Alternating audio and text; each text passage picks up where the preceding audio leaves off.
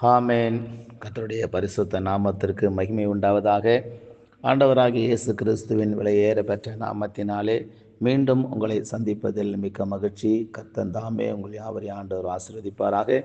இந்த நாளிலும் ஒரு காரியத்தை நாம் தியானிக்கலாம்.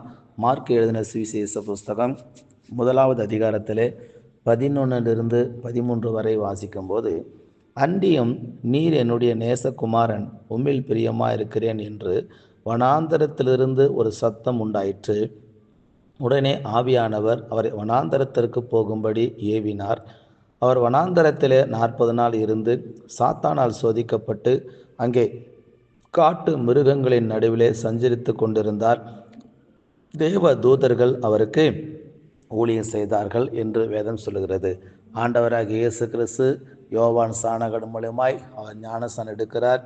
ஞானஸ்நானம் எடுத்து கரையேறினுடனே பரிசுத்த ஆவியானவர் அவர் மேலே வந்து புறாவை போல புறா வடிவத்தில் அவர் இறங்குகிறதையும் ஒரு சத்தம் கேட்கிறதையும், உடனே ஆவியானவரால் வனாந்தரத்திற்கு இயேசு கிறிஸ்து கடந்து போகிறதையும் 40 நாள் உபவாசம் இருந்ததாகவும் இதிலே சொல்லப்பட்டிருக்கிறது. பிரியமானவர்களே, வனாந்தரத்தில் ஆண்டவர் என்கிற தலைப்பில் இந்த நாளிலும் நம்ம பார்க்க போகிறோம். இப்படி இந்த வனாந்தரத்தில் ஆண்டவராகிய இயேசு கிறிஸ்து 40 நாள் உபவாசத்தை முடித்த பிறகு அவருக்கு பசி உண்டாயிட்டு சாத்தானால் சோதிக்கப்பட்டார். ஆனாலும் அவருக்கு ஆண்டவர் வெற்றியை கொடுத்தார். பிரியமானவர்களே, வனாந்தரத்திற்கு கொண்டு போகப்படுகிற அநேக நேரத்தில் சூழ்நிலை நமக்கு கடந்து வரும். நீங்கள் வனாந்தரத்தில் கடந்து போனாலும் ஆண்டவர் உங்களோடு கூட இருப்பார். நீங்கள் எப்படிப்பட்ட வனாந்தரமான வாழ்க்கையில் நீங்கள் வாழ்ந்து கொண்டிருந்தாலும் அந்த வனாந்தரத்திலேயும் ஆண்டவரால் செய்ய முடியாத மாற்றம், அற்புதம் இல்லை. நீங்கள் வனாந்தரத்தில் இருந்தாலும் ஆண்டவராகிய தேவன் உங்களோடு கூட இருப்பார். பிரியமானவர்களே, நீங்கள் 1 சாமுவேலின் புஸ்தகத்தில் 23வது அதிகாரத்தில் நீங்கள் வாசிப்பீர்கள் என்று சொன்னால், 23வது அதிகாரத்தில் 14வது வசனம் சொல்லுது, தாவீது வனாந்தரத்தில் உள்ள அரணான ஸ்தலங்களிலே தங்கி சீப் என்னும் வனாந்தரத்தில் இருக்கிற ஒரு மலையிலே தரித்திருந்தான். சவுல் அனுதினமும் அவனை தேடியும் தேவன் அவனை அவன் கையில் ஒப்பு கொடுக்கவில்லை. பிரியமானவர்களே, வனாந்தரத்தில் ஆண்டவர் உங்களுக்கு அடைக்கலமாக இருப்பார். இந்த இடத்துல பார்க்கிறோம், தாவீது வனாந்தரத்தில் உள்ள அரணான, அதாவது பாதுகாப்பான ஸ்தலத்தில் இருந்தாராம். இந்த இடத்துல சவுல் அனுதினமும் தாவீதை தேடுறாரு. ஆனால் தாவீதை சவுலால் என்ன பண்ண முடியவில்லை, கண்டுபிடிக்க முடியவில்லை. பிரியமானவர்களே, நீங்கள் வனாந்தரத்தில் இருந்தாலும் ஆண்டவர் உங்களோடு கூட இருப்பார். ஆண்டவர் உங்களோடு கூட இருந்தால் உங்களுக்கு முதலாவது அவருடைய அடைக்கலம் உங்களுக்கு காணப்படும். அதுதான் வசனம் சொல்லுது, உன்னதமானவருடைய மறைவில் இருக்கிறவன் சர்வ வல்லவருடைய நிழலில் தங்குவான் என்று சொல்லி சங்கீதம் 91ஆம் சங்கீதத்தில் முதல் வசனம் சொல்லப்பட்டிருக்கிறது.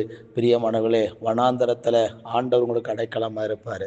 2வது 1 ராஜாக்கள் புஸ்தகம் 19ஆம் அதிகாரத்தில் நீங்கள் வாசிக்கும் போது, வனாந்தரத்தில் தேவன் எலியாவுக்கு பெலன் அளித்தாராம். சூறை செடி கீழே படுத்து கொண்டு இருக்கும்போது தேவ தூதர்கள் 2 விசை அவருக்கு அவரோடு கூட வந்து தண்ணீரையும் அப்பத்தையும் கொடுத்து அவரை பலப்படுத்தினாராம். அந்த பலத்தினாலே சாப்பிட்ட அந்த பலத்தினாலே ஒரே பெண்ணும் பர்வதம் மட்டும் 40 நாள் இரவும் பகலும் நடந்தார் என்று சொல்லப்பட்டிருக்கிறது. வனாந்தரம் பயப்படாதீங்க, வனாந்தரத்தில் தான் உங்களுக்கு பெரிய பலனா கர்த்தர் இருப்பார். 3வதாக, வனாந்தரத்தில் தேவன் உங்களுக்கு அற்புதங்களை செய்வார். இஸ்ரவேல் ஜனங்க எகிப்திலிருந்து வனாந்தர வழியாய் கடந்து போகும்போது ஆண்டவர் அவங்களுக்கு அற்புதங்களை செஞ்சார். ஆண்டவர் அற்புதமாக உணவு கொடுத்தார், அற்புதமாக பாதுகாத்தார், அற்புதமாக கர்த்தர் கூட இருந்தார், அற்புதமாக கர்த்தர் அவங்களை வழிநடத்தினார். நீங்கள் வனாந்தரம் என்று சொல்லி நீங்கள் பயப்படாதீங்க. வனாந்தரத்திலையும் ஆண்டவர் உங்களோடு கூட இருந்தால் நிச்சயம் உங்களுக்கு அற்புதத்தை ஆண்டவர் செய்து மேன்மைப்படுத்துவார். கலங்காதீங்க, கர்த்தர் உங்களோடு கூட இருந்து உங்களை ஆண்டவர் ஆசீர்வதிப்பாராக. ஜெபிக்கலாம். பரிசுத்தமுள்ள தெய்வமே, அந்த நல்ல நாளுக்காக நான் நன்றியோடு கூட ஸ்தோத்தரிக்கிறேன். பரிசுத்த ஆவியின் அபிஷேகம் ஆண்டவரே ஸ்தோத்திரம். வந்த உடனே ஆண்டவரே வனாந்தரத்திற்கு இயேசுவை ஸ்தோத்திரம் அழைத்து கொண்டு போனதா சொல்லப்பட்டிருக்கிறது. ஆண்டவர் அந்த வனாந்தரத்திலையும் ஆண்டவரை காட்டு மிருகங்கள் ஸ்தோத்திரம் மத்தியில் அவர் சஞ்சரித்து கொண்டிருந்தார். ஆனால் கர்த்தர் அவருக்கு அடைக்கலமா இருந்தீங்க ஆண்டவரே ஸ்தோத்திரம். வனாந்தரத்தில் நல்ல பலனை கொடுத்தீங்க ஆண்டவரே. உங்களைத்தான் சத்துருவை ஜெயிப்பதற்கு ஆண்டவரை பலனை கொடுத்து நடத்தினீங்க ஆண்டவரே. இஸ்ரவேல் ஜனங்களை வனாந்தரத்தில் அற்புதமாக நடத்தினீங்க ஆண்டவரே.